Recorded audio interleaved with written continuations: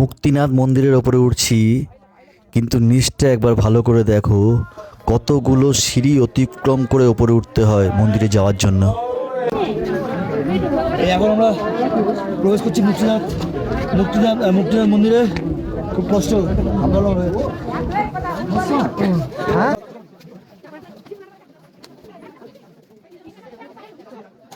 আরো উঠতে হবে, আরো যেতে হবে।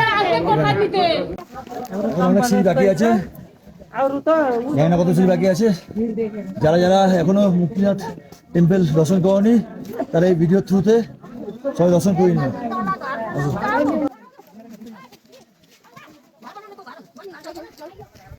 রাই টাকা রাই টাকা রাই টাকা এই শোনো টাকা রাই টাকা।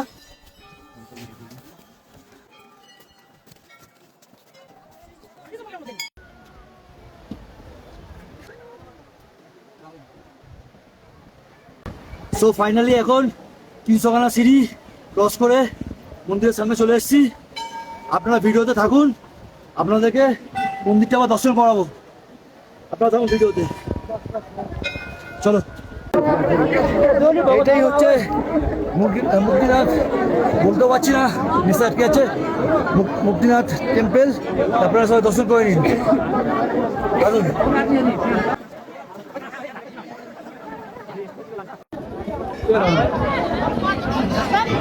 এটা হচ্ছে মুক্তিনাথ মন্দির, সবাই ভালো করে দর্শন করে নাও। খুবই জাগ্রত মন্দির আছে, সবাই ভালো করে দর্শন করে নাও।